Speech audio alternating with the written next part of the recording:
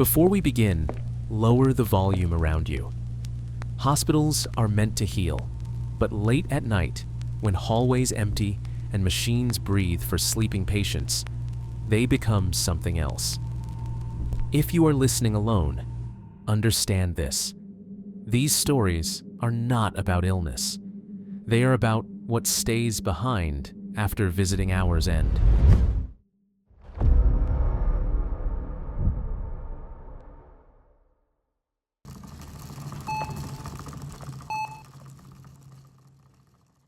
In March of 2022, I worked overnight security at a regional hospital just outside Dallas. It was the kind of job where nothing happened for hours.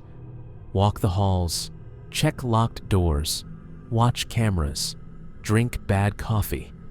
Hospitals at night feel suspended, like time moves slower between midnight and sunrise. Room 417 had been empty for weeks.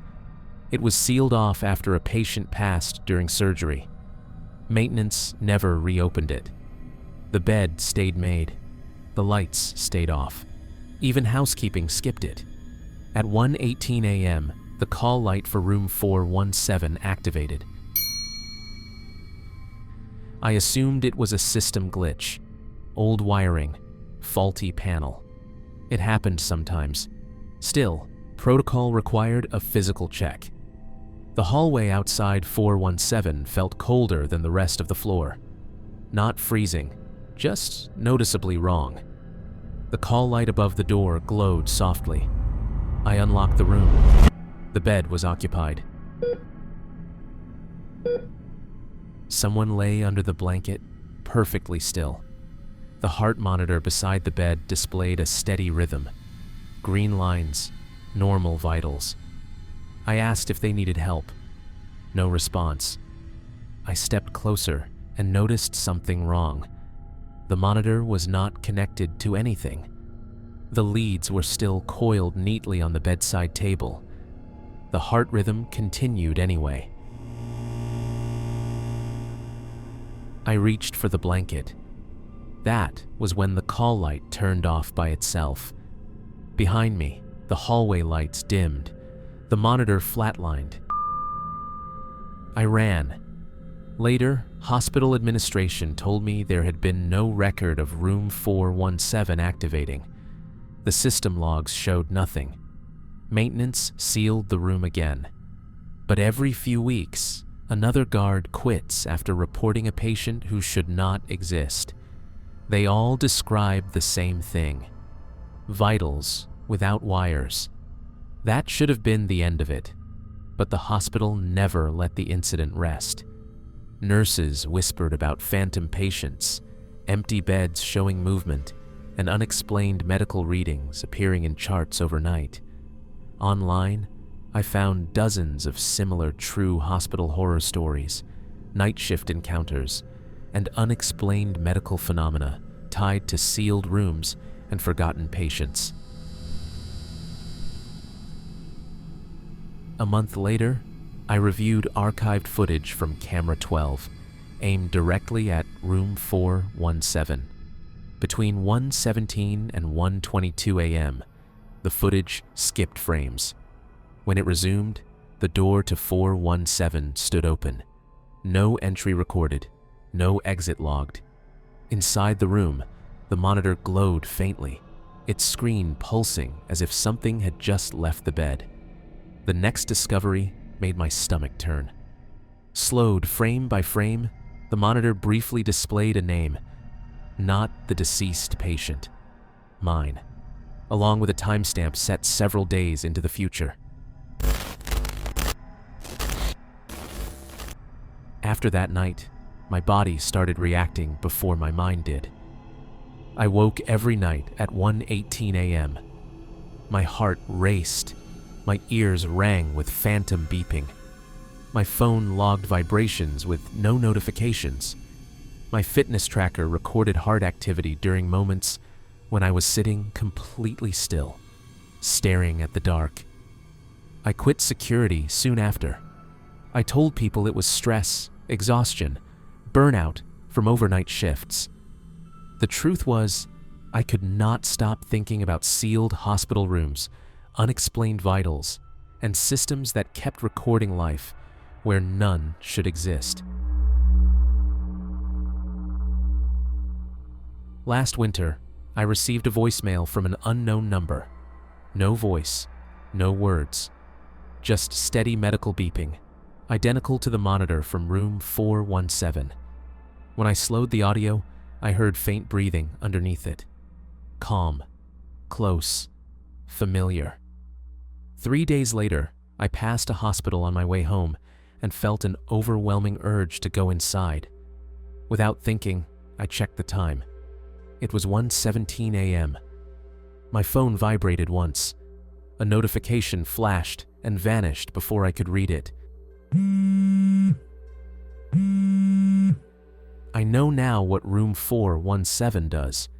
It does not hold patients. It marks them. Anyone who answers its call light gets logged, measured, and scheduled. The hospital does not seal those rooms for safety. It seals them to delay what comes next. Because somewhere in that building, a monitor is still running. And when it flatlines again, it will not be recording a patient. It will be waiting for me.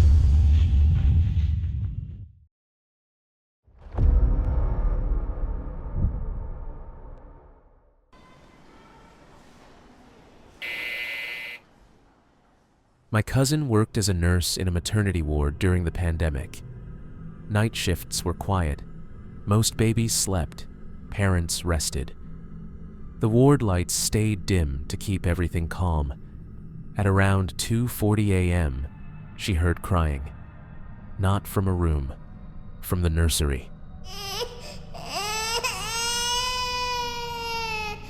The nursery had been closed for months.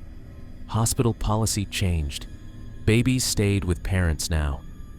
The room was empty, except for unused bassinets and darkened monitors. The crying grew louder. She stood outside the nursery door, listening. The sound moved, drifting from one side of the room to the other, like something being carried. She unlocked the door. Silence. The room was empty. Then every bassinet began rocking. Slowly, gently, like invisible hands were soothing children no one could see. The overhead lights flickered. The crying returned, closer now, directly behind her. She felt breath against her neck. She did not turn around. She walked out, locked the door, and sat shaking at the nurse station until sunrise. The next morning, security footage showed the nursery door opening on its own at 2:41 a.m. No one entered, but every bassinet moved. That should have ended it, but the nursery never felt empty again. Nurses on night shift reported hearing soft lullabies humming through the intercom system, even when the speakers were disconnected. Some swore they saw blankets folded differently at the end of their shift, as if someone had been tucking infants in.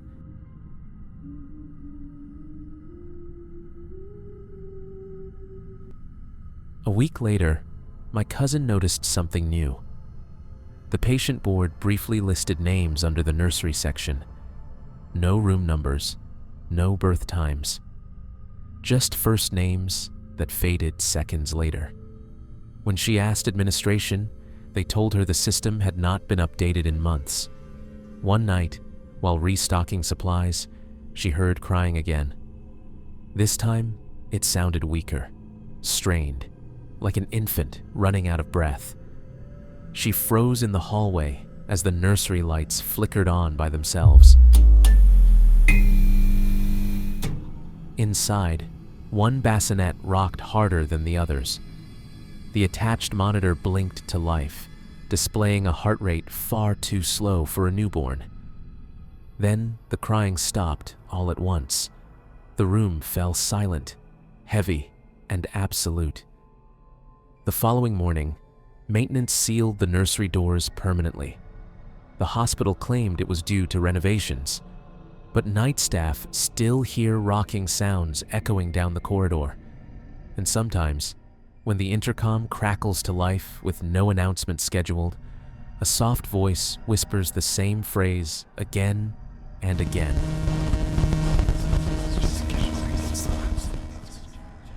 Hush now. Visiting hours are over. After the nursery was sealed, my cousin tried to avoid that wing entirely. But during night rounds, her badge reader would sometimes malfunction near the locked doors. The screen flashed access granted for less than a second before reverting to denied. When she checked the time, it was always between 2:38 and 2:42 a.m. Things escalated when a new nurse transferred to the ward. During her first overnight shift, she asked why the nursery monitor was still active on the system. According to her screen, it was recording movement. When my cousin checked the feed, all they saw were bassinets rocking slowly in perfect sync. The final incident happened just before my cousin quit. While charting at the nurse station, the intercom activated by itself. No alert tone, no announcement chime, just breathing. Soft and slow, followed by a quiet, humming sound that matched the rhythm of the rocking bassinets. Every nurse on the floor froze. None of them reached for the controls. The hospital officially closed the maternity wing 2 months later. No explanation was given, but according to staff who still work there, the nursery lights occasionally turn on late at night, and when they do, the intercom whispers a lullaby that no one remembers learning, yet everyone somehow knows the words to.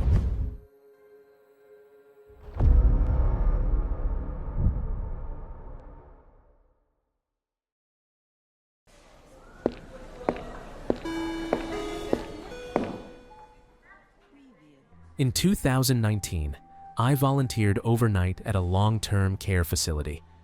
One wing housed patients who could not speak, stroke victims, neurological damage, end-of-life care.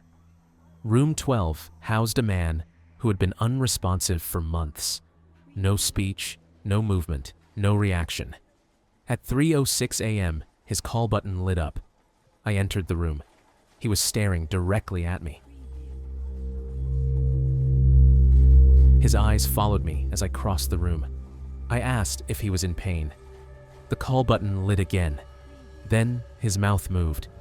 "I pressed it," he said quietly. My blood ran cold. The patient file said he had never spoken since admission. I backed away. The call button lit again. This time, every call button in the wing activated simultaneously. From every room, voices whispered through intercom speakers. "Help! Help! Help!" The man in room 12 smiled. Then his monitor went dark. The system rebooted. Logs wiped clean. According to records, no alerts occurred. Room 12 has been empty since. But volunteers still report call buttons activating in unoccupied rooms. And sometimes, the intercom answers back. If you are listening to these stories alone tonight, remember this. Hospitals never truly sleep. If a call light turns on where no one should be, if a nursery cries without children, if a patient answers before you speak, do not investigate.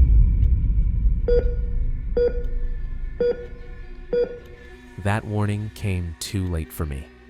In the weeks after the incident, I began noticing subtle changes during night shifts. Hallway lights dimmed for no reason. Patient charts updated themselves. Monitors briefly displayed heart rhythms that did not match any assigned room. Online forums were filled with similar true hospital horror stories, call button encounters, and unexplained medical system glitches tied to long-term care facilities. One night, while checking system logs, I found something buried deep in the call history. Every activation traced back to a single internal extension, room 12. Even after it was vacated, even after the bed was removed, the system still listed it as occupied. A week later, a new volunteer asked me why room 12 kept appearing on her screen. She said it showed a status of waiting. When I tried to check it myself, the entry vanished. Seconds later, the call button alarm echoed through the wing again, slower this time, spaced evenly like a heartbeat. The final shift I worked, the intercom activated without warning. No alert tone, no system message, just a familiar voice speaking calmly through the speakers. It was mine, repeating the same phrase, asking for help, asking someone to come to room 12.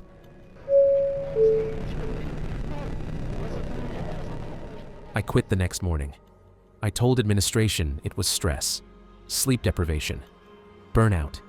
They nodded like they had heard it before, too many times. Months later, I received a voicemail from an unknown number.